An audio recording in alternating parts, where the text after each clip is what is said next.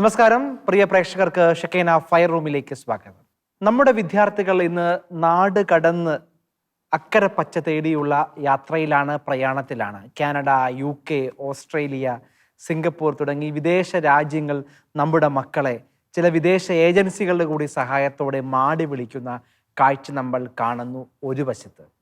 എന്നാൽ മറുവശത്ത് നമ്മുടെ കുട്ടികൾ യാതൊരു പാഷനുമില്ലാതെ, സ്വപ്നങ്ങളില്ലാതെ, ചെറിയ ക്ലാസ്സിലെ കുട്ടിയെ സംബന്ധിച്ചിടത്തോളം ആ ഒരു ഓണപ്പരീക്ഷയോ ക്രിസ്മസ് പരീക്ഷയോ പാസ്സാകുന്നതിനപ്പുറത്ത് ഒരു ഭാവിയെ കാണാതെ അടുത്തൊരു 5-6 വർഷത്തിന് ശേഷം ഈ നാടിനെ നയിക്കാനുള്ള കെൽപ്പുള്ള ആളാണെന്നുള്ള സാധ്യത പോലും മനസ്സിൽ ചിന്തിക്കാതെ വരുന്ന ഒരു സമൂഹം നമ്മുടെ ഇടയിൽ.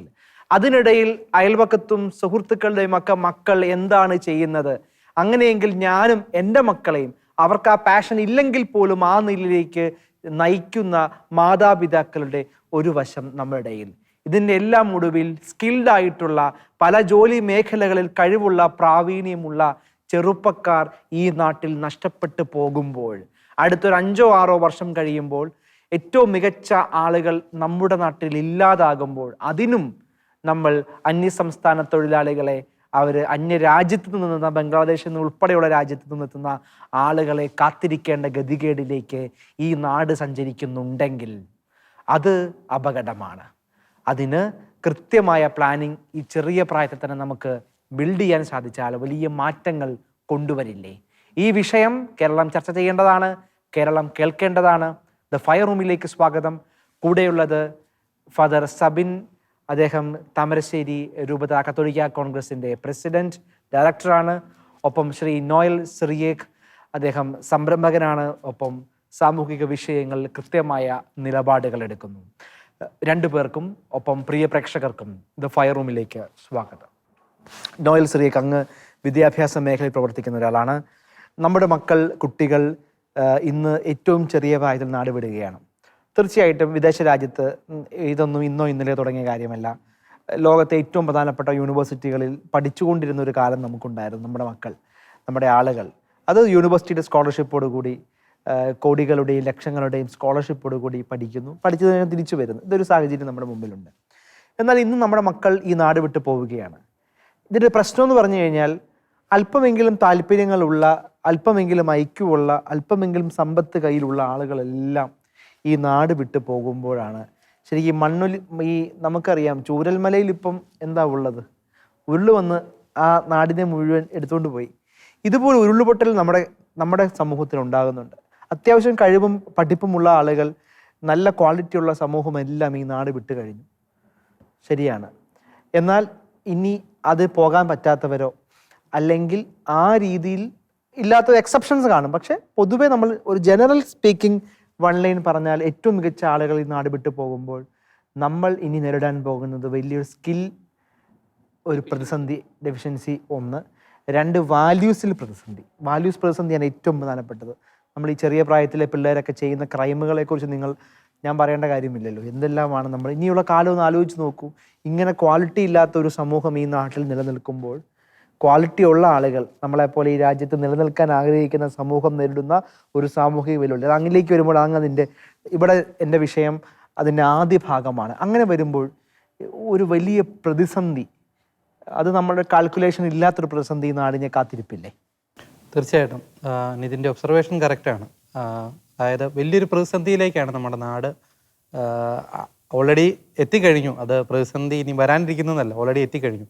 നമ്മുടെ നാട്ടിൽ നിന്ന് ഏറ്റവും ക്രീമായിട്ടുള്ളൊരു പോപ്പുലേഷൻ ഈ നാട്ടിൽ നിന്ന് ഓടി മറ്റ് രാജ്യങ്ങളിലേക്ക് ഓൾറെഡി ചേക്കേറിയിരിക്കുകയാണ്.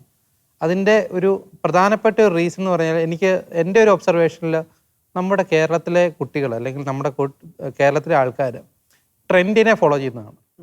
പണ്ട് വലിയൊരു ട്രെൻഡായിരുന്നു എഞ്ചിനീയറിങ്, എല്ലാവരും എഞ്ചിനീയറിങ്ങിന് പോകുന്നു. അതിനുശേഷം വന്നൊരു ട്രെൻഡാണ് നേഴ്സിംഗ്, എല്ലാവരും നേഴ്സിങ്ങിന് പോകുന്നു. അതിനുശേഷം വന്നൊരു ട്രെൻഡാണ് എല്ലാവരും പുറത്തേക്ക് പോകുന്നു. ഞങ്ങളും പുറത്തേക്ക് പോകുന്നു. അതായത് എൻ്റെ തൊട്ടയലക്കത്തെ കൂട്ടുകാരന് കാനഡയ്ക്ക് വിസ വന്നു, എനിക്ക് വന്നില്ല. അത് ഭയങ്കര ടെൻഷനാണ്. അത് അപ്പനും അമ്മയും ധ്യാനകേന്ദ്രങ്ങൾ കയറി പ്രാർത്ഥിച്ച് അവരെങ്ങനെയും ഈ നാട്ടിൽ നിന്ന് പുറത്തേക്ക് പറഞ്ഞയക്കാൻ വേണ്ടിയിട്ട് അവർ അതുപോലെ പുഷ് ചെയ്യുകയാണ്. പക്ഷേ അവരാരും ചിന്തിക്കുന്നില്ല അവരുടെ സാമ്പത്തിക സിറ്റുവേഷൻ ഒരിക്കലും ചിന്തിക്കാതെയാണ് ശരിക്കും അവർ വിടുന്നത്. ചിലപ്പം സാമ്പത്തികമായിട്ട് നല്ലതായിട്ടുള്ളവരുണ്ടായിരിക്കും, അവരുടെ കുട്ടികളെ പറഞ്ഞു വിടുന്നു. ഒപ്പം തന്നെ ഒരു മിഡിൽ ക്ലാസ് അതിന് താഴേക്കുള്ളവരും ഈ കുട്ടികളെ അങ്ങോട്ട് പറഞ്ഞു വിടുന്നുണ്ട്. അവർ സ്വന്തം വീടും പറമ്പും എല്ലാം പണയപ്പെടുത്തിയായിരിക്കും അങ്ങോട്ട് പറഞ്ഞു വിടുന്നത്.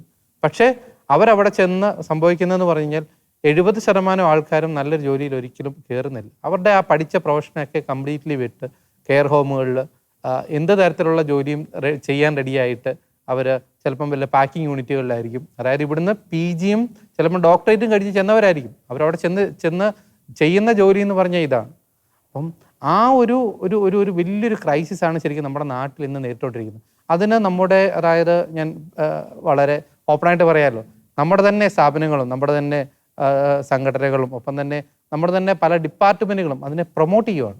ഞാൻ കഴിഞ്ഞ ദിവസം തന്നെ നമ്മുടെ സഭയുടെ തന്നെ ഒരു പത്രത്തിൽ അതിൻ്റെ ഫ്രണ്ട് പേജിൻ്റെ പരസ്യം, ഈ നാട്ടിൽ നിൽക്കേണ്ട കാര്യമില്ല, അതായത് കുറച്ച് നാൾ കാത്തിരിക്കാം, നമ്മുടെ ഒരു സാമ്പത്തിക സുസ്ഥിരിക്കുക, അല്ലെങ്കിൽ കുറച്ച് നാൾ അവരിൽ നിന്ന് അകന്നിരിക്കാം, ആ രീതിയിലുള്ള പരസ്യം വരെയാണ് നമ്മുടെ സഭയുടെ പ്രമുഖ പത്രങ്ങളുടെ ഫ്രണ്ട് പേജിൽ തന്നെ വരുന്നത്. അപ്പോൾ ഇത് വായിക്കുന്ന കാരണവന്മാരും കുട്ടികളുടെയും ആ ഒരു ചിന്താഗതി എങ്ങനെയായിരിക്കും? ആ ഒരു വലിയൊരു ക്രൈസിസിലാണ് ശരിക്കും നമ്മുടെ ഒരു ഈ നാട്, പ്രത്യേകിച്ച് നമ്മുടെ സഭ കടന്നു പോകുന്നത്. അപ്പം മുന്നോട്ട് പോകും തോറും നമ്മുടെ നാട്ടിൽ ഇപ്പം ഞാൻ പറയുകയാണ്, ഞാനിപ്പം എറണാകുളം സിറ്റി കൂടെ അല്ലെങ്കിൽ പോട്ടെ, ഞാനിപ്പം എറണാകുളത്ത് നിന്ന് ട്രിവാൻഡ്രം വരെ വണ്ടി ഓടിച്ചു പോകുന്ന വഴിക്ക് ആരെങ്കിലും വന്ന് വണ്ടി ഉറഞ്ഞിട്ട് പോയി, പിള്ളേർ സെറ്റാരെങ്കിലും വന്ന് നമ്മുടെ വണ്ടിയെ ഉരച്ചിട്ട് പോയാൽ പോലും നമുക്കൊന്ന് തിരിച്ച് ചോദിക്കാൻ പോലും പറ്റത്തില്ലാത്ത സിറ്റുവേഷനാണ്. അപ്പം നമ്മൾ പേടിക്കണം. കാരണം അവരിൽ ചിലപ്പം വല്ല ആയുധങ്ങളും കാണും, അവരെങ്ങനെ നമ്മളോട് റെസ്പോണ്ട് ചെയ്യുമെന്ന് പറയാൻ പറ്റത്തില്ല. ആ ഒരു സിറ്റുവേഷനിലേക്കാണ് നമ്മുടെ നാട് വളർന്നുകൊണ്ടിരിക്കുന്നത്. അതായത് സ്കിൽഡ് ആയിട്ടുള്ള എല്ലാ ആൾക്കാരും ഈ നാട്ടിൽ നിന്ന് വിട്ടുപോയി. ഇപ്പോൾ കംപ്ലീറ്റ്ലി ഈ എന്നാലും പറയുന്നത് ഒരു ഡെഫിഷ്യൻസി നമ്മുടെ നാട്ടിൽ ഭയങ്കരമായിട്ടുണ്ട്. അപ്പോൾ ഏത് രീതിയിൽ ഇപ്പം പച്ച മലയാളം പറയുന്ന അന്യസംസ്ഥാന തൊഴിലാളികളുണ്ട്. 1, 2, 1000, 10,000 ഒക്കെ ഈസി ആയിട്ട് കണക്ക് കൂട്ടി നമ്മുടെ ഓരോ സ്ഥാപനങ്ങളിൽ പറഞ്ഞു കേൾക്കാം. നമുക്കാണെങ്കിൽ അല്പം തോന്നും. നമുക്ക് പോലും പല കണക്കുകൾ നമുക്ക് കണക്ക് കൂട്ടാൻ ബുദ്ധിമുട്ട് വരുമ്പോൾ അവർ കൃത്യമായിട്ട് പറയുന്നുണ്ട്. അപ്പം ഈ ഒരു പ്രതിസന്ധി ഭയങ്കരമായിട്ട് അഡ്രസ്സ് ചെയ്യപ്പെടേണ്ടതാണ്. അതിലേക്ക് എന്തുകൊണ്ട് ഇങ്ങനെ വന്നു, അത് കൃത്യമായിട്ട് നമ്മൾ ചർച്ച ചെയ്ത് നമുക്ക് കുറേ അസംഷനിലേക്ക് വരേണ്ടതാണ്. സബീനച്ചൻ, ഇപ്പം നോയൽ ശ്രീയൊക്കെ അദ്ദേഹം പറഞ്ഞ കാര്യങ്ങൾ അങ്ങേക്ക് വളരെ കണക്ട് ചെയ്യാൻ പറ്റുന്നുണ്ടാവും അല്ലേ? ഒരു പക്ഷേ ഈ ഒരു പ്രതിസന്ധി നമ്മൾ ഇപ്പോൾ പോലും കണ്ടു തുടങ്ങിയിട്ടുണ്ട് അല്ലേ? ഇതിപ്പോൾ 5 വർഷം കഴിഞ്ഞിട്ടുള്ള കാര്യമൊന്നും അല്ല നമ്മൾ പറയുന്നത്. നമ്മുടെ കൺമുമ്പിൽ പോലും നമുക്ക് പറ്റിയ ചെറുപ്പക്കാരെ ജോലി സ്ഥലങ്ങളിൽ, പ്രത്യേകിച്ച് രൂപതര സ്ഥാപനങ്ങളിൽ ഇതൊക്കെ കിട്ടാത്തൊരു സാഹചര്യം പോലും നമ്മുടെ മുമ്പിലുണ്ട്. അങ്ങനെ വരുമ്പോൾ അത് മറ്റൊരു ക്രൈസിസ് ഈ നാട്ടിലുണ്ടാക്കില്ലേ? തീർച്ചയായും. ഞാൻ അതിലേക്ക് വരുന്നതിന് മുമ്പ് ഒരു കാര്യം സൂചിപ്പിക്കട്ടെ. നമ്മളുടെ നേരത്തെ പറഞ്ഞു, നമ്മുടെ പത്രങ്ങളിലൊക്കെ ഈ വിദേശത്തേക്കുള്ള ഇതിൻ്റെ ആഡ് വരുന്നു. അപ്പോൾ അതിനൊരു പ്രധാനപ്പെട്ട ഒരു കാരണം എന്താണെന്നറിയോ? അതായത് നമുക്ക് ഒരു മേജർ ഫണ്ടിങ് സോഴ്സായിട്ട് ഇങ്ങനെയുള്ള പരസ്യങ്ങളെ നമുക്ക് കിട്ടുന്നുള്ളൂ എന്നുള്ളതൊരു യാഥാർത്ഥ്യമാണ്. അത് നമ്മളുടെ ഒരു സമുദായത്തിൻ്റെ ആകമാനമുള്ള കാഴ്ചപ്പാടിൻ്റെ ഒരു പ്രശ്നമാണ്. ഞാൻ പറയാം, ഒരു ഉദാഹരണം പറഞ്ഞാൽ, നമുക്കൊരാൾക്ക് ഒരു വീട് വെച്ച് കൊടുക്കണം എന്ന് വികാരിച്ചും പള്ളി പറഞ്ഞാൽ വിതിൻ സെക്കൻഡ്സ് നമുക്ക് അതിനുള്ള കാശ് വരും അല്ലേ? കാരണം അതൊരു പുണ്യപ്രവൃത്തിയാണ്. നേരെ മറിച്ച് ഞാൻ നിങ്ങളോടൊരു കാര്യം പറയാം, നമ്മളുടെ ഒരു അവകാശം നിഷേധിക്കപ്പെടുന്നു, ഹൈക്കോടതിയിൽ ഒരു കേസ് ഫയൽ ചെയ്യണം. എനിക്ക് അനുഭവമുണ്ട്. പക്ഷെ അന്ന് എന്നോട് ഒരു ചേട്ടൻ നന്നായിട്ട് റെസ്പോണ്ട് ചെയ്തു. പക്ഷേ പൊതുവിൽ അങ്ങനെ ഒരു കാര്യം പറഞ്ഞു കഴിഞ്ഞാൽ ഫണ്ട് അക്യുമുലേറ്റ് ചെയ്യപ്പെടുകയല്ല. ഇല്ലെങ്കിൽ നമ്മളുടെ ഈ കേസുകളൊക്കെ നടത്തുന്ന നമ്മുടെ അഡ്വക്കേറ്റ് ജസ്റ്റിൻ പള്ളിവാതിൽ പോലെയുള്ളവരോട് ചോദിക്കുക, അവരെത്രയോ കഷ്ടപ്പെടുകയാണ് ഒരു കേസ് മുന്നോട്ട് കൊണ്ടുപോകുന്നതിന് വേണ്ടി. അപ്പോൾ അതൊരു സോഷ്യൽ ഡയമെൻഷൻ അതിൻ്റെ അകത്തുണ്ട്, നമ്മളുടെ ആളുകളുടെ ഒരു കാഴ്ചപ്പാട്.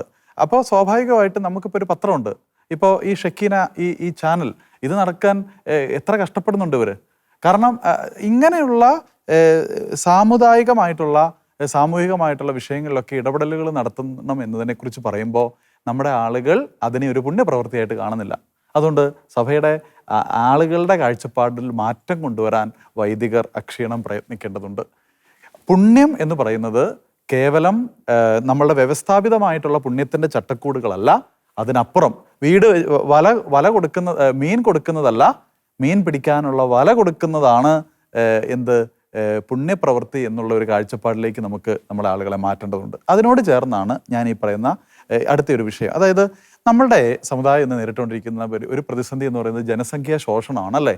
ജനസംഖ്യ കുറയുന്നതോടൊപ്പം തന്നെ ഇവിടെയുള്ള യൂത്ത് അതിൻ്റെ ക്രീം ലെയർ ആയിട്ടുള്ളവർ പുറത്തേക്ക് പോകുന്നത് നമ്മൾ പറഞ്ഞു. ഇത് രണ്ട് കാര്യങ്ങൾ സംഭവിക്കുമ്പോൾ പിന്നീട് ഇവിടെ സംഭവിക്കുന്ന ഒരു പ്രശ്നം എന്ന് പറയുന്നത് നമ്മളുടെ ഒരു ജനാധിപത്യ രാജ്യത്തിൻ്റെ 4 പില്ലറുകൾ ഏതൊക്കെയാണ്? Judiciary, executive, legislature, media. ഈ 4 മേഖലകളിൽ നിന്ന് എടുത്തു നോക്കിയാൽ നമ്മളുടെ ആളുകളുടെ എണ്ണം നന്നേ കുറഞ്ഞു അല്ലേ? ഇന്ന് എന്തുകൊണ്ടാണ് നമ്മളുടെ രാഷ്ട്രീയക്കാർ നമ്മളെ കേൾക്കാത്തത്? കാരണം രാഷ്ട്രീയക്കാരുടെ യുവജന സംഘടനകൾ നമ്മളില്ല. കോൺഗ്രസിൻ്റെ ഇലക്ഷൻ കഴിഞ്ഞ് കഴിയുമ്പം കൊടിയുടെ നിറം എന്താണ്? കോൺഗ്രസിൻ്റെ ത്രിവർണ്ണ പതാക പറക്കുന്നുണ്ടോ അതോ മറ്റേതെങ്കിലും കൊടികളാണ് വരുന്നത്? കാരണം എന്താ? കൊടി പിടിക്കാൻ കൈകൾ ഉയരണം, മുദ്രാവാക്യം വിളിക്കാൻ കൈകൾ ഉയരണം, ശബ്ദം ഉയരണം. ആ ശബ്ദം ഉയർത്താൻ കഴിയുന്ന അംഗങ്ങൾ നമുക്കില്ലാതെ പോകുന്നു എന്നുള്ളതൊരു യാഥാർത്ഥ്യം. അപ്പോൾ ലെജിസ്ലേച്ചറിൽ അങ്ങനെ പോയി. എക്സിക്യൂട്ടീവിലേക്ക് എടുക്കുക. എക്സിക്യൂട്ടീവിലേക്ക് എത്ര പേരുണ്ട് ഇന്ന് സർക്കാർ ഉദ്യോഗസ്ഥർ? നമുക്ക് വളരെ 1% താഴെ. കുറച്ചെങ്കിലും സർക്കാർ ഉദ്യോഗസ്ഥരുള്ളത് നമ്മുടെ എയ്ഡഡ് സ്ഥാപനങ്ങളിൽ, സ്കൂളുകളിൽ അധ്യാപകർ കണക്ക് പ്രകാരം കുറച്ചുണ്ട്. പക്ഷെ അതെല്ലാം നമ്മളുടെ തന്നെ എയ്ഡഡ് സ്കൂളുകൾ അതാണ്. ഒരു പഞ്ചായത്ത് ഓഫീസിലോ വില്ലേജ് ഓഫീസിലോ കളക്ടറേറ്റിലോ സിവിൽ സർവീസിലോ എത്ര പേരുണ്ടെന്ന് നിങ്ങൾക്ക് അറിയാം. അതെ. ഇനി അടുത്ത കാര്യത്തിലേക്ക് വരാം. ജുഡീഷ്യറി. ഞാൻ ചോദിക്കട്ടെ, നമ്മളുടെ ഹൈക്കോടതിയിൽ എത്ര ജഡ്ജിമാർ ഒരു ക്രിസ്ത്യൻ നാമധാരികളെ നമുക്ക് കണ്ടെത്താൻ സാധിക്കും? അതൊക്കെ നമ്മളൊന്ന് അനലൈസ് ചെയ്യേണ്ട വിഷയങ്ങളാണ്. അപ്പോൾ പ്രശ്നം എന്താണെന്ന് ചോദിച്ചു കഴിഞ്ഞാൽ നമ്മളുടെ ഒരു പ്രൊഫഷൻ തിരഞ്ഞെടുക്കുന്നത് കാഴ്ചപ്പാടിൽ വലിയ വീഴ്ച നമുക്ക് പറ്റുന്നുണ്ട്. ഞാൻ പറയട്ടെ, നമ്മളുടെ പെൺകുട്ടികളോട് മക്കളെ നിങ്ങൾ 10ാം ക്ലാസ് അല്ലെങ്കിൽ +2 കഴിഞ്ഞ് എന്തിനാ പോകേണ്ടതെന്ന് ചോദിച്ചാൽ they have clear cut answer. എന്താ? നേഴ്സിംഗ് ആണ്. കാരണം നേഴ്സിംഗ് ഇപ്പോഴത്തെ നിലവിൽ ഒരു 10 ലക്ഷം രൂപ മുടക്കിയ കാരണവന്മാരെന്നാ ചിന്തിക്കുന്നതെന്നറിയോ? എൻ്റെ കൊച്ചിനെ ഒരു 10 ലക്ഷം രൂപ എങ്ങനെയും ഉണ്ടാക്കി നേഴ്സിംഗ് പഠിപ്പിച്ചു കഴിഞ്ഞാൽ അവളൊരു 4 വർഷത്തെ നേഴ്സിംഗ് കഴിഞ്ഞ് കഴിഞ്ഞിട്ട് അവളെ നമുക്ക് വിദേശത്തേക്ക് പറഞ്ഞു വിടാം. അവിടെ അത്യാവശ്യം ഈ കൊടുത്തത് ഒരു 10 വർഷത്തിനുള്ളിൽ 4 ഇരട്ടിയായിട്ട് തിരിച്ചു കിട്ടും. അപ്പൊ നമ്മൾ ഓർക്കേണ്ട, അപ്പൊ കേവലം ഭൗതികമായിട്ടുള്ള ഒരു കാര്യത്തെ ഫോക്കസ് ചെയ്തുകൊണ്ട് നമ്മുടെ ജോലികൾ മാറുകയാണ്. അതായത് പ്രൊഫഷണൽ ജോലി മേഖലയിലേക്ക് നമ്മളുടെ ശ്രദ്ധ മാറിപ്പോയി എന്നുള്ളത്. ആ പ്രൊഫഷണൽ ജോലിയിൽ ഏറ്റവും പ്രധാനപ്പെട്ടത് ഏതായി? നേഴ്സിംഗ് ആയി. ഇനി നേരെ മറിച്ച് ഈ ആമ്പിള്ളേരോട് നമ്മൾ ചോദിക്കുക, മക്കളെ നിങ്ങൾ എന്നാ പരിപാടി? ഞാനിങ്ങനെ നോക്കും. എന്നിട്ട് കുറച്ച് പേര് പറയുമായിരിക്കും ഒരു എഞ്ചിനീയറിങ്. ഭൂരിഭാഗം ആളുകൾക്കും പ്ലാനില്ല, ഒന്നും പറയാനില്ല. മനസ്സിലായോ? അച്ഛൻ ഞാനത് ആലോചിക്കുന്നേ ഉള്ളൂ. ആലോചിക്കുന്നുള്ളൂ. ഈ രീതിയിലാണ് അവരുടെ സംസാരം. ഞാനിത് പിള്ളേരുടെ കൂടെ നടക്കുന്നതോടെ ഞാൻ ഈ പറയുന്നത്. അതാണ് ബേസിക്. അതെന്താ കാര്യം എന്നറിയോ? കാരണം അവർക്ക് കൃത്യമായിട്ടുള്ള ഒരു ഓറിയന്റേഷൻ കിട്ടുന്നില്ല. മാതാപിതാക്കൾ അവർക്ക് ആ ഓറിയന്റേഷൻ കൊടുക്കുന്നില്ല. മറ്റിടങ്ങളിൽ അവർക്ക് ആ ഓറിയന്റേഷൻ കിട്ടുന്നില്ല എന്നുള്ളതാണ്. അത് അങ്ങനെ ഒരു വിഷയം അവിടെ നിലനിൽക്കുകയാണ്. ഇനി നമ്മൾ വരാൻ പോകുന്ന ഒരു അപകടം എന്ന് പറയുന്നത് എന്താ? നമ്മളുടെ ആൺകുട്ടികൾക്ക് നല്ല ജോലിയില്ല, നല്ല വരുമാനം ഇല്ലാത്ത സാഹചര്യം ഉണ്ടാകുന്നു. പെൺകുട്ടികൾക്ക് സ്ഥിരമായിട്ടുള്ള നല്ല രീതിയിലുള്ള ഒരു വരുമാനം ഉണ്ടാകുന്ന സാഹചര്യം ഉണ്ടാകുമ്പോൾ നമ്മളുടെ ആ ഒരു സോഷ്യൽ അറ്റ്മോസ്ഫിയർ, പ്രത്യേകിച്ച് നമ്മുടെ സമുദായത്തിലെ സോഷ്യൽ അറ്റ്മോസ്ഫിയറിൽ വലിയ ചേഞ്ച് വരും. അത് അതിൻ്റെ ഒരു പ്രത്യാഘാതമാണ് നമ്മുടെ ആൺപിള്ളേർക്ക് വിവാഹം നടക്കാത്തതിൻ്റെ വിഷയം നിൽക്കുന്നത്. ഇതവിടെ ഒരു പ്രശ്നമാണ്. രണ്ട്, നമ്മുടെ ആൺപിള്ളേരുടെ ഒരു വിൽ പവറും അവരുടെ ആത്മവിശ്വാസവും ഇങ്ങനെയുള്ള കാര്യങ്ങളെല്ലാം തകർക്കപ്പെടുന്ന നമ്മൾ പോകും. അതൊക്കെ ആ ഒരു വശത്ത് അവിടെ നിൽക്കുക. ഇനി വേറൊരു പ്രധാനപ്പെട്ട ഒരു പ്രശ്നം എന്ന് പറയുന്നത്, നമ്മളുടെ ഒരു സമുദായം എന്ന നിലയിൽ വലിയ രീതിയിൽ പ്രതിസന്ധിയിലേക്ക് പോയിട്ടുണ്ട്. അതിനി രൂക്ഷമാവുകയാണ്. കാരണം എന്താണെന്ന് ചോദിച്ചാൽ, നമ്മളുടെ ഫോക്കസ് സർവീസ് സെക്ടർ മേഖലയിൽ നിന്ന് വളരെയധികം താഴെപ്പോയി. സർവീസ് സെക്ടർ മേഖല എന്ന് പറയുന്നത് ഇന്ന് പെട്ടെന്ന് കാശുണ്ടാക്കാൻ പറ്റാത്തൊരു സ്ഥലമാണ്. ഞാൻ ചോദിക്കട്ടെ, നമ്മളുടെ ഇടയിൽ ഹിസ്റ്ററിയിൽ അല്ലെങ്കിൽ സോഷ്യോളജിയിൽ അങ്ങനെയുള്ള മേഖലകളിൽ, സർവീസ് ഓറിയൻറ്റഡ് ആയിട്ടുള്ള മേഖലകളിൽ റിസർച്ച് ചെയ്യുന്ന എത്ര ചെറുപ്പക്കാർ നമുക്കുണ്ട്? അതിൻ്റെ അപകടം എന്നാണെന്ന് അറിയോ? ഞാൻ പറഞ്ഞുതരാം. ഇവിടെ എന്തുകൊണ്ടാണ് ഈ അടുത്ത കാലത്ത് വാര്യംകുന്തനെ പോലെയുള്ള ആളുകൾ സ്വാതന്ത്ര്യ സമര സേനാനികളായിട്ട് മാറ്റപ്പെടുന്നത്? ഇദ്ദേഹത്തിൻ്റെ ഒന്നും പേര് ഈ അടുത്ത കാലത്തല്ലേ നമ്മൾ കേൾക്കാൻ തുടങ്ങിയത്, അല്ലേ? അതിനോട് മറുചോദ്യം, എന്തുകൊണ്ടാണ് ചാവറപ്പിതാവ് ഒരു സാമൂഹിക പരിഷ്കർത്താവ് ആകാത്തത്? അത് നമ്മൾ നിങ്ങൾ ഒരു പൊതു ലൈബ്രറിയിൽ ചെല്ലുക, അല്ലെങ്കിൽ ഒരു മാതൃഭൂമിയൊക്കെ പോലെയുള്ള ബുക്ക് സ്റ്റാളുകളിൽ ചെല്ലുക. അവിടെയുള്ള കോമൺ ബുക്സിൻ്റെ ഇടയിൽ സ്ത്രീ നവോത്ഥാന നായകർ എന്ന് പറഞ്ഞിട്ടൊരു പുസ്തകം ഞാൻ കണ്ടിട്ടുണ്ട്. ഞാൻ ഈ അടുത്ത കാലങ്ങളിൽ അവിടെ പോയതുകൊണ്ടാണ് ഞാൻ ഈ പറയുന്നത്. ഹിസ്റ്ററിക്കൽ പുസ്തകങ്ങൾ ഒരുപാടുണ്ട്. പിന്നെ ഇന്ത്യൻ സ്വാതന്ത്ര്യ സമര ചരിത്രം, അങ്ങനെ ഇതെല്ലാം എടുത്തു നോക്കുക. ഇവിടെ എവിടെയെങ്കിലും ഈ ക്രിസ്ത്യാനികളായിട്ടുള്ളവരുടെ എത്ര പേരുടെ പേര് കാണും? ഞാനൊരു കാര്യം പറയാം, ഒരു 10 വർഷം മുമ്പ് ചാവറപ്പിതാവിനെ കുറിച്ച് ഒരു നവോത്ഥാന നായകൻ എന്ന നിലയിൽ ഒരു CMIക്കാരുടെ ഏതോ ഒരു ജൂബിലി വർഷത്തിൽ ഇറങ്ങിയ ഒരു റിസർച്ച് എഡിറ്റഡ് വർക്ക്, അതിൻ്റെ അവസാന കോപ്പി കഴിഞ്ഞ 2 ആഴ്ച മുമ്പ് ഞാൻ അവിടുന്ന് ഒരു ബുക്ക് സ്റ്റാളിൽ നിന്ന് മേടിച്ചു. വേറെ ഒന്നുമില്ല. ഞാൻ പറയുന്നത് മനസ്സിലാവുന്നുണ്ടോ? അപ്പോൾ സംഭവിക്കുന്ന എന്തുകൊണ്ടാണ് ഇല്ലാത്തത്? ഈ മേഖലകളിൽ റിസർച്ച് നടക്കുന്നില്ല, ഈ മേഖലയിൽ പഠനം നടക്കണം. അപ്പോൾ സർവീസ് സെക്ടർ മേഖലകളിൽ നിന്ന് നമ്മളുടെ സമുദായ അംഗങ്ങൾ ക്രമാതീതമായിട്ട് പ്രൊഫഷണൽ ജോലി മേഖലകളിലേക്ക് പോയത് ഇതിന് ഒരു വലിയ അപകടമാണ്. ഈ അപകടം ആരും ചർച്ച ചെയ്യുന്നില്ല. കാരണം ഇതിൻ്റെ പ്രശ്നം എന്താണെന്ന് വെച്ചാൽ ഇതിന് ഫണ്ടില്ല. അല്ലെങ്കിൽ ഇതിൻ്റെ പിന്നാലെ പോകുന്നവന് നാട്ടില് ഉയർന്ന ചിന്താഗതി ഉണ്ടെങ്കിലും അവന്റെ ജീവിതം വളരെ അഭിപ്രായമുണ്ട്. ഈ പറയുന്ന മേഖലയിൽ എത്രയോ വൈദികനും സിസ്റ്റേഴ്സും PhD എടുത്തിട്ടുണ്ട്. ഈ ഭൗതിക മേഖലയിൽ ഇവരുടെ ഈ PhD കൊണ്ട് ഈ സമുദായത്തിന് എന്ത് കോൺട്രിബ്യൂഷൻ കൊടുക്കാൻ പറ്റിയിട്ടുണ്ട്? Very crucial question. അങ്ങേക്ക് നിഷേധിക്കാൻ പറ്റില്ല. നമ്മളുടെ ഭൗതികമായിട്ടുള്ള അറിവ് പല PhDകളായി എത്രയോ ഡോക്ടറേറ്റുകളായി വൈദികർ നേടുന്നു, ഈ വിഷയങ്ങൾ എടുക്കുന്നു. ഇന്ത്യയിലെ ഏറ്റവും മികച്ച ലൈബ്രറികൾ ഉള്ളത് കത്തോലിക്ക സഭയുടെ സെമിനാരികളിലാണ്. ഇന്ത്യയിലെ ഏറ്റവും മികച്ച ഗവേഷണ സംവിധാനങ്ങൾ ഉള്ളത് നമ്മുടെ സെമിനാരികളിലാണ്. ഇനി ഇന്ത്യയിൽ ഏറ്റവും മികച്ച ഈ റിസർച്ച് സംവിധാനങ്ങൾ ഉള്ളത് കത്തോലിക്ക സഭയുടെ കോളേജുകളിലാണ്, നമ്മളുടെ സ്കൂളുകളാണ്. ഈ സംവിധാനവും റിസോഴ്സും എല്ലാം ഉണ്ടായിട്ട് ഈ സമൂഹത്തെ കൃത്യമായി കൈപിടിച്ചുയർത്താൻ നമുക്ക് സാധിച്ചോ എന്ന ചോദ്യം ഒന്നാമത്. ഇന്ത്യയിൽ 54,300-ലധികം വിദ്യാഭ്യാസ സ്ഥാപനങ്ങൾ ക്രൈസ്തവ സമൂഹം നേരിട്ട് നടത്തുന്ന സ്ഥാപനങ്ങൾ.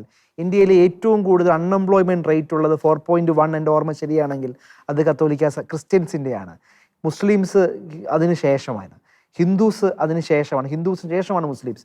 എന്ന് വെച്ചാൽ ഈ ലോകം മുഴുവൻ, ഈ നാട് മുഴുവൻ കോടിക്കണക്കിന് മനുഷ്യർക്ക് വിദ്യാഭ്യാസം കൊടുക്കുന്ന ഈ പ്രസ്ഥാനങ്ങളും സംവിധാനങ്ങളും ഉണ്ടാക്കിയ നമ്മളുടെ ഈ തലവന്മാർ, അല്ലെങ്കിൽ നമ്മളുടെ ഈ അധികാരികൾ, അല്ലെങ്കിൽ നമ്മളുടെ ജീവിതം മുഴുവൻ ഈ ഒരു മിഷന് വേണ്ടി മാറ്റിവെച്ച ആളുകൾക്ക് പോലും അവരുടെ ഗണത്തെ, അവരുടെ സമൂഹത്തെ എത്ര തവണ നമുക്ക് ബിൽഡ് ചെയ്യാൻ സാധിച്ചു എന്നത് ഒരു ആത്മവിമർശനത്തിന് വിധേയമാക്കേണ്ട ഒന്നാമത്തെ വിഷയം.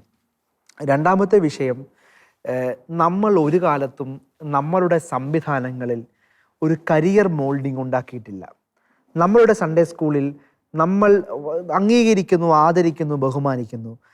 അതിലൂടെയാണ് നമ്മളൊക്കെ വിശ്വാസത്തിൻ്റെ ഈ പടികൾ കയറിയത്. പക്ഷേ അതിനും അപ്പുറത്ത് ഒരു ജീവിതം, ഒരു സാമൂഹികമായ ജീവിതം കെട്ടിപ്പടുക്കാൻ നമ്മളുടെ ഇടവകയിൽ നമുക്ക് എത്ര സ്പേസ് കിട്ടിയിട്ടുണ്ട്? അത് നമ്മുടെ ഇടവകയുടെ ജോലിയല്ല എന്ന് പറയുന്നത് അതൊരു ആത്മീയമായി 100% ശരിയാണ്. പക്ഷേ ഇന്ന് അങ്ങ് കോട്ട് ചെയ്യുന്ന എല്ലാ മതസമൂഹങ്ങളും അവർ ഇന്ന് ഈ നാട്ടിലെ ഏറ്റവും പ്രധാനപ്പെട്ട കസേരകളിൽ കയറി വന്നത്, അവർ പഠിച്ചത് നമ്മുടെ വിദ്യാഭ്യാസ സ്ഥാപനങ്ങളിലാകാം, പക്ഷേ അവരുടെ മതസംവിധാനങ്ങൾ അവരെ ചേർത്തു പിടിച്ചത് നമ്മൾ അംഗീകരിക്കണം, ആദരിക്കണം. അങ്ങനെ ചേർത്തു പിടിക്കാൻ ഒരു സമൂഹമുണ്ട് എന്ന് അവർ പറയുന്നത് കൊണ്ടാണ് എന്ത് കാര്യം പറഞ്ഞാലും അതനുസരിക്കുന്ന ഒരു സമൂഹം അവിടെ ഉണ്ടായത്. അപ്പോൾ അങ്ങനെ നോക്കുമ്പോൾ ഒന്ന് ആലോചിച്ച് നോക്കൂ, വിദ്യാർത്ഥികളെ വിടൂ, അല്ലെങ്കിൽ അവർ നേടിയ PhD വിടൂ. നമ്മളുടെ ഈ സംവിധാനത്തിന് ഇങ്ങനെ ഒരു സമൂഹത്തെ ഏകോപിപ്പിക്കാൻ 2025 പോലും ഒറ്റപ്പെട്ട രൂപതകൾ, അങ്ങയുടെ രൂപത ഉൾപ്പെടെ വളരെ നല്ല തീരുമാനങ്ങൾ എടുക്കുന്നുണ്ട്, നല്ല കാര്യം, അത്തരം മുന്നേറ്റങ്ങളുണ്ട്. പക്ഷേ ഇത്രയും വൈകി ഒരു സംഘടിതമായി ഒരു കത്തോലിക്ക സഭയുടെ മുഴുവൻ സംവിധാനങ്ങൾ നമ്മുടെ മക്കളെ കരിയർ ഡെവലപ്പ് ചെയ്യാൻ ഒരു പദ്ധതി ചിന്തിച്ചിട്ടുണ്ടോ? അല്ലെങ്കിൽ എല്ലാവരെയും എനിക്കിപ്പോ എക്സാമ്പിൾസ് ഉണ്ട്. രൂപതകൾ ചെയ്തു, ഞങ്ങളുടെ കത്തോലിക്ക സഭയുടെ ഒരു പൊതു സിലബസ് ആയി കരിയർ ഡെവലപ്മെന്റ് ഉണ്ടായിട്ടുണ്ട്. എനിക്ക് തോന്നുന്നു, അല്ലെങ്കിൽ നമ്മുടെ സൺഡേ സ്കൂൾ വിദ്യാഭ്യാസ പഠനത്തിന്റെ ഒരു 10 മിനിറ്റ്, ഒരു 10 പൊതുവിജ്ഞാനമെങ്കിലും ചർച്ച ചെയ്യാൻ പറ്റുന്ന ഒരു സംവിധാനത്തെ കുറിച്ച് നമ്മൾ ഇനിയെങ്കിലും ആലോചിച്ചിട്ടുണ്ടോ? നമ്മുടെ മക്കളെ ഇങ്ങനെ ഒരുമിച്ച് ചേർത്ത് പിടിക്കാൻ നമുക്ക് ഇതല്ലാതെ മറ്റെന്ത് പ്ലാറ്റ്ഫോമാണുള്ളത്?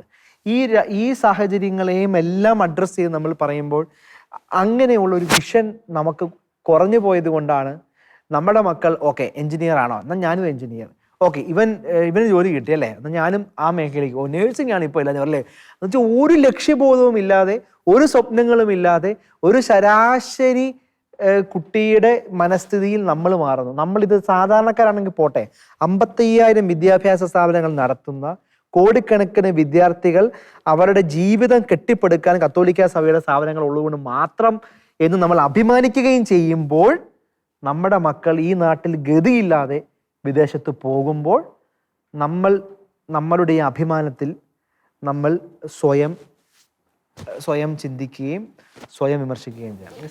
എനിക്ക് ആഡ് ചെയ്യാനുള്ളത് അതിനോട്, അതായത് എനിക്ക് തോന്നുന്നത് ഇതിൻ്റെ ഒരു പ്രധാനപ്പെട്ട റീസൺ നമുക്കെന്നോ ഉണ്ടായിരുന്ന ഒരു വിഷൻ അല്ലെങ്കിൽ ഒരു തിങ്ക് ടാങ്ക് ഇല്ലായ്മ ഉണ്ടായി. അതായത് നമുക്ക് ചിന്തിക്കാം, അതായത് നമ്മുടെ പ്രധാനപ്പെട്ട പൊസിഷനുകളിലൊന്നും നമ്മുടെ ആൾക്കാരില്ലെന്ന് പറയുന്നു. പക്ഷേ ഒരു കാലഘട്ടത്തിൽ ചിന്തിച്ച് നോക്കിയാൽ നമ്മുടെ ഒരു 10, 20, 30 വർഷം മുമ്പ് സിവിൽ സർവീസിൽ ഏറ്റവും ടോപ്പായിട്ട് നിന്നത്, അതായത് നമ്മുടെ TK ജോസ് IAS, അലക്സാണ്ടർ ജേക്കബ്, ജിജി തോംസൺ, അങ്ങനെ പ്രധാനപ്പെട്ട ഒത്തിരി വ്യക്തി, നമ്മുടെ MP ജോസഫ് IAS, അങ്ങനെയുള്ള ഒത്തിരി ആൾക്കാർ നമ്മുടെ അതായത് സഭയ്ക്ക് കോൺട്രിബ്യൂട്ട് ചെയ്തിട്ടുള്ള ഒത്തിരി, അതായത് അതിലും കൂടുതൽ ലിസ്റ്റുണ്ട്. ഞാൻ പ്രധാനപ്പെട്ട എൻ്റെ ഓർമ്മയിൽ പെട്ടെന്ന് കിട്ടിയ ആൾക്കാരുടെ പേരാണ് ഞാൻ പറഞ്ഞത്. ഇങ്ങനെയുള്ള ആൾക്കാരുണ്ടായിരുന്നു. പക്ഷെ അതിനുശേഷം മുന്നോട്ട് നീങ്ങും തോറും അങ്ങനെ ഒരു കരിയറിലേക്ക് ആൾക്കാർ പോകുന്നില്ലാത്ത ഒരു സിറ്റുവേഷനിലേക്ക് വന്നു. പക്ഷെ അതിലേക്കൊന്ന് ഗൈഡ് ചെയ്യാൻ നമുക്കൊരു പ്രോപ്പർ തിങ്ക് ടാങ്ക് നമ്മുടെ സഭയ്ക്കോ അല്ലെങ്കിൽ നമ്മുടെ ഒരു ക്രിസ്ത്യൻ കമ്മ്യൂണിറ്റികൾക്ക് സത്യം പറയാൻ അങ്ങനെ ഒരു തിങ്ക് ടാങ്ക് ഇല്ലായിരിക്കും. ഈ തിങ്ക് ടാങ്ക് ഉള്ളതുകൊണ്ടല്ലേ ഇത്രയും എഡ്യൂക്കേഷൻ ഇൻസ്റ്റിറ്റ്യൂട്ട്സ്, എത്ര ഓട്ടോണമസ് കോളേജുകൾ, എത്ര CBSE സ്കൂളുകൾ, എത്ര യൂണിവേഴ്സിറ്റി ആകുന്ന സ്ഥാപനങ്ങൾ. തിങ്ക് ടാങ്കുകൾ ഉണ്ടായിരുന്നു. ആ തിങ്ക് ടാങ്കുകൾ ഉണ്ടാക്കിയത് പൊതുസമൂഹത്തിന് വിദ്യാഭ്യാസം കൊടുക്കുക. ആ വിദ്യാഭ്യാസം നല്ലൊരു മേഖലയാണ്. അതിലൂടെ നമ്മൾ സ്ഥാപനങ്ങൾ ബിൽഡ് ചെയ്തു. പക്ഷേ ആ തിങ്ക് ടാങ്കുകളൊന്നും ഈ സമുദായത്തെ വളർത്താൻ ഉണ്ടായിരുന്നില്ല. ആ തിങ്ക് ടാങ്കുകൾക്കൊന്നും ഈ സമുദായം ഇവിടെ ക്ഷയിച്ച് ഈ നാട്ടിൽ നശിച്ചു പോകുന്ന ഒരു സാഹചര്യം ഉണ്ടാകുമെന്ന് കരുതാൻ പറ്റാത്തത് കൊണ്ടൊന്നുമല്ല. അന്ന് അതൊന്നും അവരുടെ ആരുടെയും വിഷയം. നമ്മൾ ആദ്യ ചർച്ചയിൽ പറഞ്ഞതുപോലെ ഈ ഒരു ശുശ്രൂഷയ്ക്കൊപ്പം ഇതൊരു സമുദായത്തെ ബിൽഡ് ചെയ്യാനുള്ള ഒരു ദൗത്യം കൂടിയാണ് ഈശോ മിശിഹ ഈ പൗരോഹിത്യത്തിലൂടെ, സന്യാസത്തിലൂടെ. അത് അവരുടെ മാത്രം ഉത്തരവാദിത്വമല്ല. I admit that.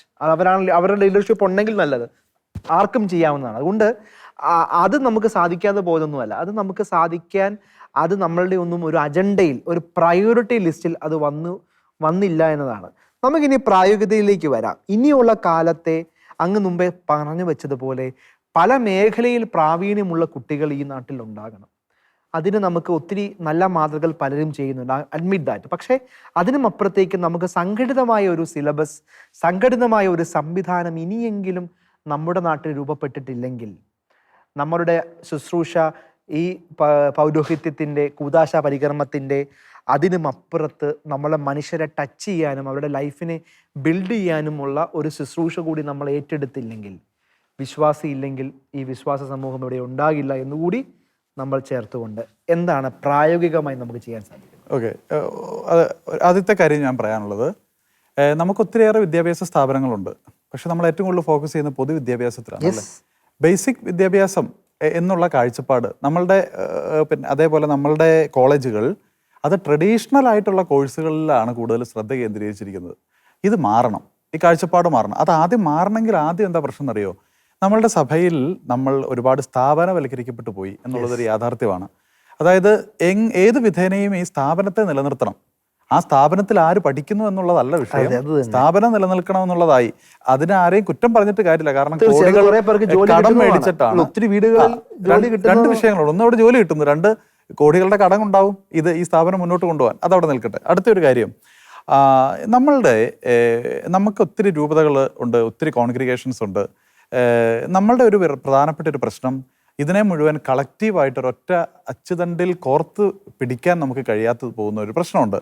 ഇപ്പോൾ ഉദാഹരണത്തിന് ഞാൻ പറയാം, നമുക്കിപ്പം ഈ കാഞ്ഞിരപ്പള്ളി, പാലാ, ചങ്ങനാശ്ശേരി രൂപതകളുടേതാണ് ഈ പാലാ സിവിൽ സർവീസ് സൊസൈറ്റി അല്ലേ, അക്കാദമി. ഈ പാലാ സിവിൽ സർവീസ് അക്കാദമിയിൽ അങ്ങനെ ഒരു സംവിധാനം, ഒരു കെട്ടിടം നമുക്കുണ്ട്. അവിടെ ഒരു കരിക്കുലം കാര്യങ്ങളെല്ലാം ഉണ്ട്. ഞാൻ ചോദിക്കട്ടെ, നമ്മളുടെ എല്ലാ രൂപതകളിൽ നിന്നും ഒരു വർഷം ഇത്ര കുട്ടികളെ നമ്മൾ ഫോക്കസ് ചെയ്തിട്ട് അവരെ മുഴുവൻ ഈ ഒരൊറ്റ സ്ഥാപനത്തിലേക്ക് നമുക്ക് കൊണ്ടുവരാൻ കഴിഞ്ഞാൽ, നമ്മളെല്ലാ രൂപതകളും കെട്ടിടം ഉണ്ടാക്കണ്ട. പക്ഷെ നമ്മളിപ്പോൾ ഓരോ രൂപതയും ഓരോ ഇൻസ്റ്റിറ്റ്യൂട്ടുകളും മനസ്സിലാവുന്നുണ്ടോ? അവിടെ ഒരു പ്രശ്നമുണ്ട്. കാരണം അതെല്ലാം നമ്മളുടെ ഈ സാമ്പത്തികമായിട്ട് നമ്മളെ ഞെരുക്കുക. എനിക്കൊന്നൊരു ഒരു നാട്ടുരാജ്യ ഭരണം ആ പഴയ കൺസെപ്റ്റ് ആണെന്ന് എനിക്ക് തോന്നുന്നു. അത് ഞാൻ പറയുന്നത്, അത് ചിലപ്പോൾ ഇതിന് വിരുദ്ധമായിട്ടുള്ള അഭിപ്രായങ്ങൾ പറയുന്നവരുണ്ട്. പക്ഷെ ഇങ്ങനെയൊന്ന് മാറി രണ്ടാമത്തെ കാര്യം, ഇത് എവിടെ നിന്നാണ് ആരംഭിക്കേണ്ടത്? നമുക്കുള്ള ഒരു പ്രധാനപ്പെട്ട പ്രശ്നം ഞാൻ ആദ്യം പറഞ്ഞതാണ്. ഇപ്പം ഞാൻ താമരശ്ശേരി, നമുക്കൊരു എയ്ഡർ ഫൗണ്ടേഷൻ എയ്ഡർ ഫൗണ്ടേഷൻ വഴി ഒത്തിരി ഇൻഫർമേഷൻസ് കുട്ടികൾക്ക് കൊടുക്കുന്നു, അവരെ കരിയറിൽ സഹായിക്കുന്നു, ടെലിഫോണിക് സൗകര്യങ്ങൾ ഏർപ്പെടുത്തുന്നു, ഇതൊക്കെ ചെയ്യുന്നുണ്ട്. ഇന്നേ വരെ ഒരാൾ പോലും ചോദിച്ചിട്ടില്ല ഇതൊക്കെ നടത്താൻ എവിടുന്ന കാശ്. നമ്മൾ മനസ്സിലാവുന്നുണ്ടോ? കൂടുതൽ പ്രൊഫഷണൽ ആകണമെങ്കിൽ കൂടുതൽ ഇൻവെസ്റ്റ് ചെയ്യാൻ നമുക്ക് പറ്റണം. തീർച്ചയായും ഈ ഇൻവെസ്റ്റ്മെന്റിന് ഉള്ള കാശ് നമുക്ക് കിട്ടാത്ത ഒരു സാഹചര്യം നിലനിൽക്കുന്നുണ്ട്. ഞാനൊരു ഉദാഹരണം പറഞ്ഞാൽ, മറ്റ് പല മതസമൂഹങ്ങൾ, പ്രത്യേകിച്ച് ഇപ്പം നമ്മുടെ ന്യൂനപക്ഷ മതസമൂഹമായിട്ടും ഇസ്ലാം സമൂഹത്തെ എടുത്തു കഴിഞ്ഞാൽ അവർക്ക് ഓൾ ഇന്ത്യ സക്കാത്ത് ഫൗണ്ടേഷൻ ഉണ്ട്. അപ്പോൾ ഈ സക്കാത്ത് കൊടുക്കുന്നത് ഒരു പുണ്യപ്രവൃത്തിയാണ്. ആ തുക മുഴുവൻ ഒരു സ്ഥലത്ത് കേന്ദ്രീകരിക്കപ്പെടുകയും അതേപോലെ തന്നെ അത് കൃത്യമായിട്ട് ഇങ്ങനെയുള്ള വിഷയങ്ങൾക്ക് ഡിസ്ട്രിബ്യൂട്ട് ചെയ്യപ്പെടുകയും ചെയ്യുകയാണ്. നല്ലൊരു സംവിധാനം അല്ലേ? നമുക്കുണ്ട് ദശാംശമുണ്ട്, കൃത്യമായിട്ട് ദശാംശം കൊടുക്കുന്ന എത്ര പേരുണ്ട്?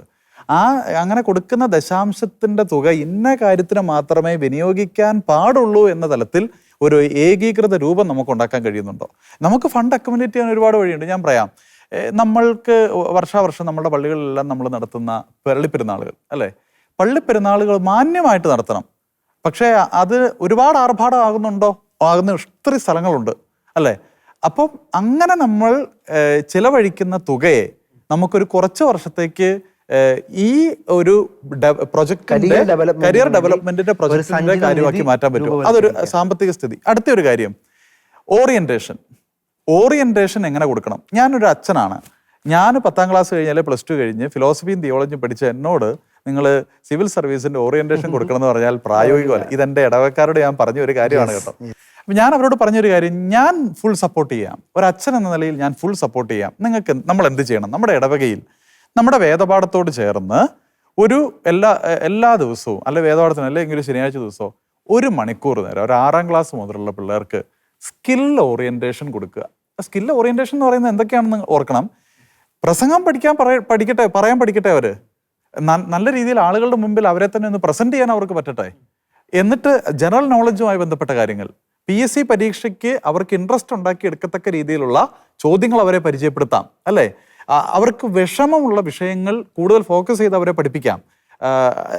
അതേപോലെ ലോജിക്കൽ റീസണിങ് പോലെയുള്ള ടോപ്പിക്കുകൾ അവരെ പഠിപ്പിക്കാം. അങ്ങനെ ഒരു ശൈലി എന്തുകൊണ്ട് നമുക്ക് നമ്മുടെ ഇടവകയിൽ രൂപീകരിച്ചുകൂടാ? അതിനെന്താ ചെയ്യേണ്ടതെന്നറിയോ?